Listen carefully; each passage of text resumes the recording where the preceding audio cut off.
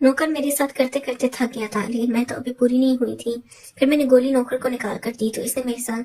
अस्सलाम वालेकुम नाज़रीन, मेरा नाम सहर है, मेरी उम्र 20 साल है। मैं शादीशुदा लड़की हूँ। मेरे शौहर इस्लामाबाद में जॉब करते हैं। हमारी रिहाइश लाहौर की है। मेरे ससुराल में टोटल 3 लोग ही रहते थे। मेरे ससुर, मैं और मेरा एक बेटा। मेरे ससुर अपना स्टोर चलाते थे और उनके पास मेडिकल का स्टोर था। मेरे ससुर बहुत ही अच्छे थे और उनकी उम्र 50 साल थी। मेरे ससुर का नाम अनवर था। मैं अपने ससुर से दोस्ताना ताल्लुक रखती थी और इसके साथ बहुत अच्छा रवैया रखती थी। मेरा घराना बहुत हंसता बसता था। मुझे किसी भी चीज़ की कमी महसूस नहीं होती थी, लेकिन जो कमी थी वो मेरी ख्वाहिश थी, क्योंकि मेरे शौहर इस्लामाबाद में थे और मेरे शौहर इस्लामाबाद पुलिस में थे और वहां पर नौकरी करते थे और 6 माह बाद ही घर का चक्कर लगाते थे। मेरे शौहर बहुत अच्छे थे, वो मेरा बहुत ख्याल करते थे। मेरे शौहर का नाम शाहबाज है। मेरे शौहर शाहबाज की उम्र 25 साल है और मेरे से मोहब्बत की शादी हुई थी।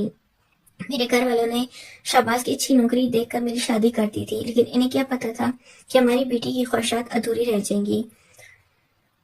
शादी के 1 माह बाद ही मेरे शौहर शाहबाज की नौकरी बाहर इस्लामाबाद में लग गई थी, तो वहां पर चले गए थे। मैं इनके पीछे तरसती रहती थी और इनकी बहुत मिन्नतें की थी कि मुझे छोड़कर ना जाओ, मैं इनके पीछे मर जाऊंगी, लेकिन मेरे शौहर ने मेरी एक भी नहीं सुनी थी और वो इस्लामाबाद में चले गए थे। अब मैं इनके पीछे सारी रात यही सोचती रहती थी कि कुदरत को मोहब्बत का सहारा होता है और मर्द का ही सहारा होता है। अगर इसे मर्द से तवज्जो मोहब्बत ना मिले तो फिर वो कहाँ जाएगी? फिर वो लाजमी किसी जवान मर्द की तलाश में रहेगी और इसे ढूंढकर अपनी सारा कसूर औरत का ही गिना जाता है। लेकिन मर्द ये नहीं सोचता कि मेरी औरत अकेली है और मैं इसे मोहब्बत नहीं दे रहा तो वही मोहब्बत किसी और से हासिल कर लेगी। यही काम मेरा था।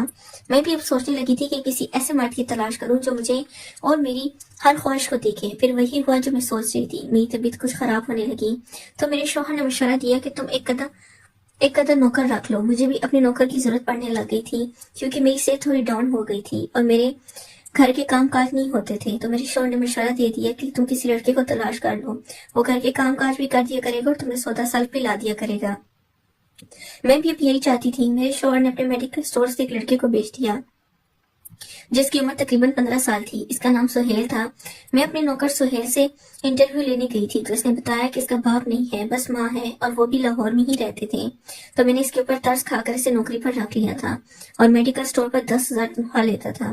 तो मैंने इसकी तनख्वाह 30,000 कर दी थी, क्योंकि मेरे शौहर ने बोला था कि तुम इसे अच्छी तनख्वाह दे देना। मैंने अपने शौहर से फोन करके नौकर के सारे मामलात बता दिए थे कि वो ये गरीब घराने से ताल्लुक रखता है और इसकी माँ बाप नहीं है। तो मेरे शौहर ने बोला कि तुम अच्छी तनख्वाह पर इसे रख लो और दिन का खाना वगैरह भी दे दिया करना, और अगर हो सके तो इसको सारा दिन घर पे रखो ताकि वो घर के काम काज कर दे। शाम को तब वो आ ही जाते हैं, क्योंकि शाम को मेरे ससुर 10 बजे घर आते थे और मेडिकल स्टोर बंद कर आते थे।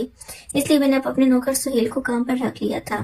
मैं नौकर को पहली नजर देखती इस पर दिल हार बैठी थी। वो इतना खूबसूरत था और मुझे इससे मोहब्बत हो गई थी। अब मैं सोच रही थी कि इससे मोहब्बत कर ली जाए, क्योंकि मैं नौकर के ऊपर फिदा थी और इसकी सारी अदाएं कातलाना थी। क्योंकि नौकर इतना खूबसूरत था, बल्कि लड़कियां जैसा था। जब वो सारा दिन काम काज कर रहा होता तो मैं इसके आसपास ही रहती और इसकी मोहब्बत को महसूस करती और इसके साथ ताल्लुक बनाने के लिए तरसती रहती, किस तरह से अपने करीब लाया जाए और इसे अपना बना लिया जाए।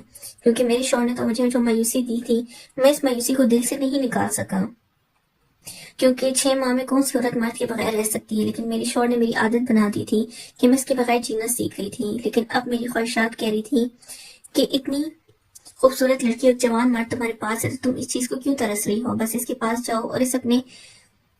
अब मैं भी यही सोचना चाह रही थी। एक दिन मैं अपने कमरे में सोई हुई थी तो इस दिन मेरी कुछ तबीयत खराब थी। मैंने अपने नौकर सुहेल को बोला कि तुम मेरे लिए चाय बना कर लाओ। मेरा नौकर सुहेल चाय बनाकर लाया और सीधा कमरे में आ गया।